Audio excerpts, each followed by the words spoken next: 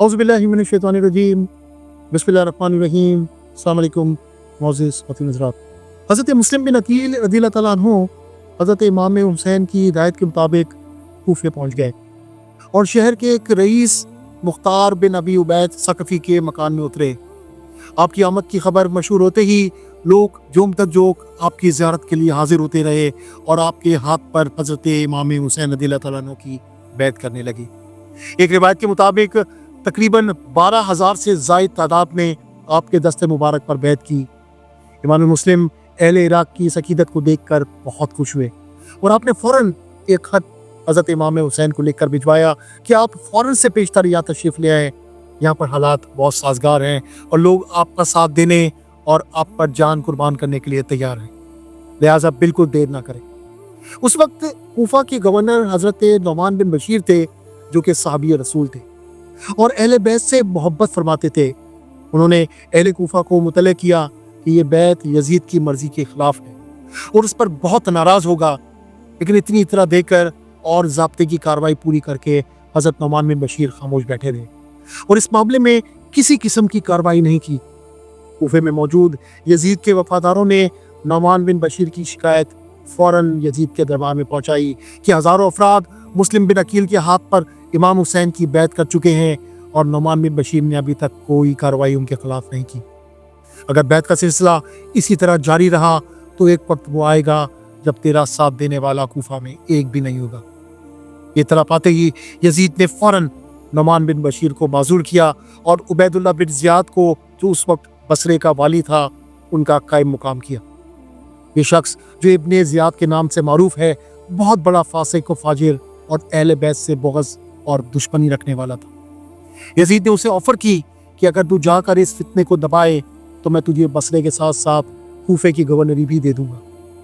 Ibn Ziyad बसरे से इस अंदाज में रवाना हुआ कि उसने हिजाजियों का लिबास पहना हुआ था और कूफियों के दिलों में हज़रत इमाम हुसैन की मोहब्बत को जांचने के लिए रात की तारीकी में उस रास्ते से कूफे में दाखिल हुआ जिससे हिजाजी काफिले आया करते थे।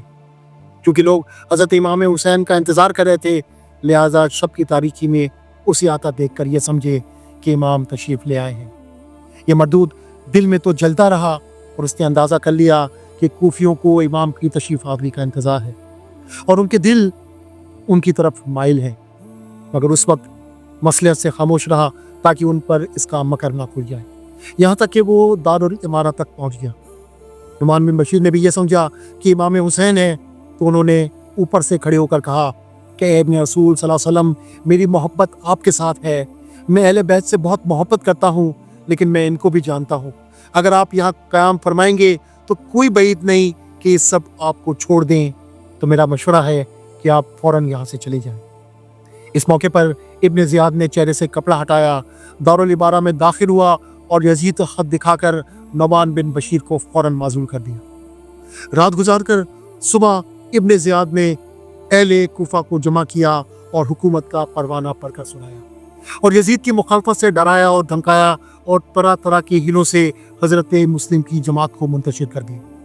हज़रत मुस्लिम ने एक अमीर शख्स हानी बिन उर्वा के मकान में क़याम फरमाया था। इब्ने ज़ियाद ने यह बात मालूम करके अपने आदमी उनकी गिरफ्तारी के लिए भेजे।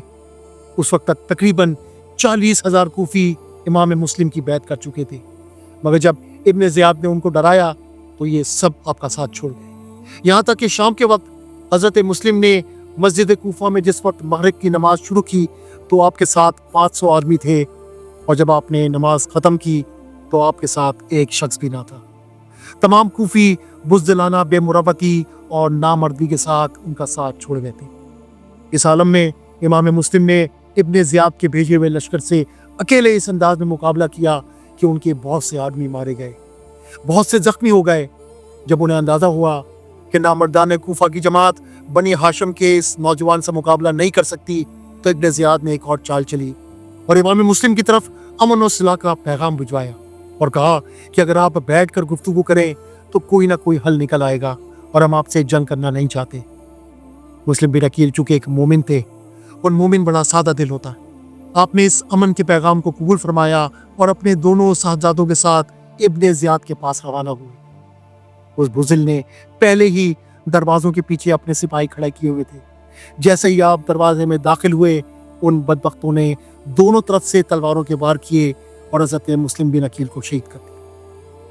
इन जालिमों को हज़रत मुस्लिम के 2 मासूम बच्चों पर भी रहम नहीं आया और इन नौनिहालों को भी शहीद कर दिया गया। हज़रत मुस्लिम के मेज़बान हानी को कत्ल कर कर सूली चढ़ाया।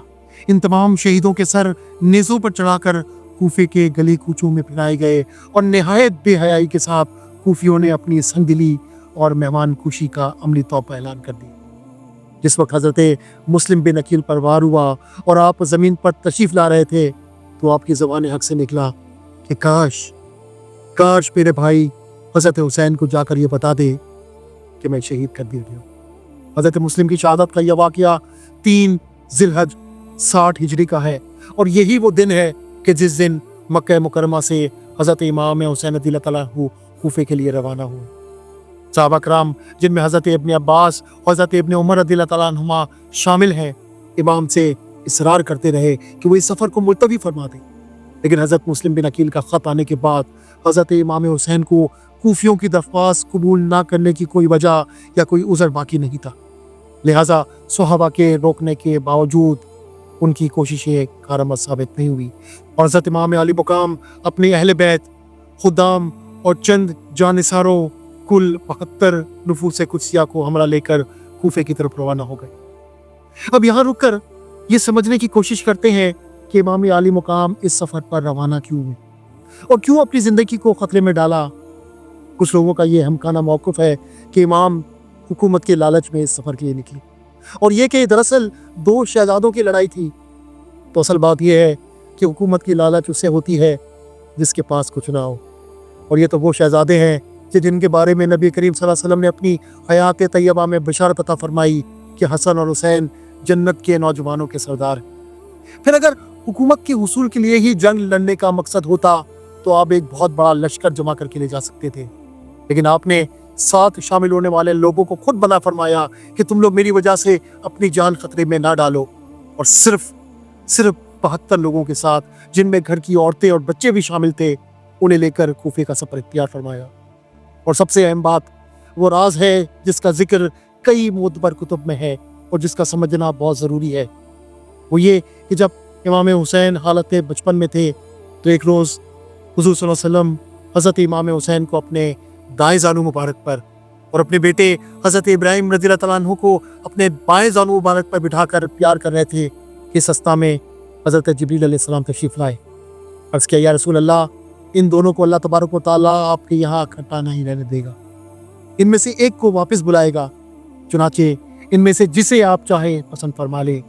तो आप फरमाते हैं, मैंने अपने नवासे को पसंद फरमाई। इस वाक़े के 3 रोज़ बाद हज़रत इब्राहिम रज़ियल्लाहु तआला अन्हु इंतकाल फरमा गए। रसूलुल्लाह सल्लल्लाहु अलैहि वसल्लम ने फरमाया कि मुझे जिब्रील अलैहिस्सलाम ने खबर दी कि मेरे इस बच्चे को भी मेरी उम्मत कत्ल कर देगी, और हज़रत जिब्रील अलैहिस्सलाम ने मुझे उस सरज़मीन यानी करबला की सुर्ख मट्टी भी लाकर दी जहाँ पर मेरा यह बच्चा शहीद किया जाएगा। और फिर रसूलुल्लाह सल्लल्लाहु अलैहि वसल्लम ने वो मट्टी हज़रत उम्मे सलमा रज़ियल्लाहु तआला अन्हा को दी और फरमाया, इस मट्टी को अपने पास रखो, जब ये मट्टी खून बन जाए तो समझ लेना मेरा बेटा शहीद हो गया। उम्मुल मोमिनीन हज़रत उम्मे सलमा रज़ियल्लाहु तआला अन्हा ने इस मट्टी को एक शीशे में बंद कर दिया, और फिर जिस रोज़ हज़रत इमाम हुसैन रज़ियल्लाहु तआला अन्हु को करबला में शहीद किया गया, ये मट्टी उसी रोज़ खून में तब्दील हो गई।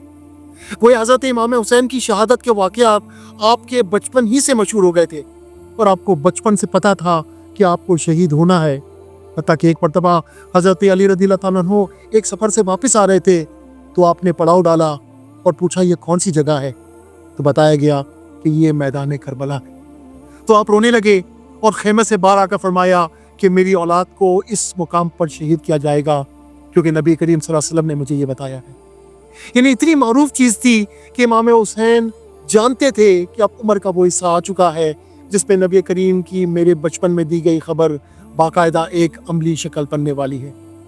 और फिर वो रुकती भी कैसे, क्योंकि अगर रोकना ही मकसूद होता तो अल्लाह के नबी अल्लाह की बारगाह में दुआ कर देते कि रब करीम इस शहादत के मामले को ख़त्म फरमा देते।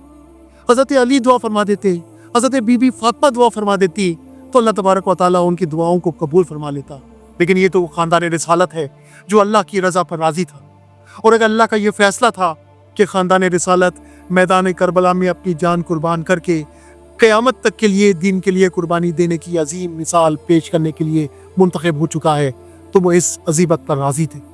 امام حسین رضی اللہ تعالیٰ عنہ ابھی کوفے کے راستے ہی میں تھے کہ کوفیوں کی بدعہدی اور حضرت مسلم کی شہادت کی اطلاع مل گئی۔ آپ نے اپنا سفر جاری رکھا اور جب کوفے کے قریب پہنچے تو ابن زیاد نے حر بن یزید رہائی کو 1000 کے لشکر کے ساتھ بھیجا۔ ان کے دل میں خاندان نبوت اور اہل بیت کی عظمت اور محبت تھی، اور وہ بعد میں امام حسین کے لشکر میں شامل بھی ہو گئے تھے۔ ان نے امام حسین کی جناب میں عرض کیا کہ اس کو ابن زیاد نے آپ کی طرف بھیجا ہے اور حکم دیا ہے کہ آپ کو اس کے پاس لے چلیں۔ یہ بھی ظاہر کیا کہ وہ یہ کام مجبوراً کر رہا ہے۔ امام حسین نے ابن زیاد کے پاس جانے سے صاف انکار کر دیا اور اہل کوفہ کو مخاطب کرتے ہوئے کہا کہ اگر تم اپنے عہد اور بیت پر قائم ہو تو میں تمہارے شہر میں داخل ہوتا ہوں، ورنہ یہیں سے واپس چلا جاؤں گا۔ انہوں نے کہا کہ میں مجبور ہوں، میں نہ آپ کو چھوڑ سکتا ہوں نہ واپس ہو سکتا۔ اسی گفتگو میں کئی دن گزرے، یہاں تک کہ امام حسین کو کوفے کی راہ سے ہٹ کر کربلا میں نزول فرمانا پڑا۔ یہ محرم 61 ہجری کی دوسری تاریخ تھی جب آپ کربلا میں خیمہ زن ہوئے۔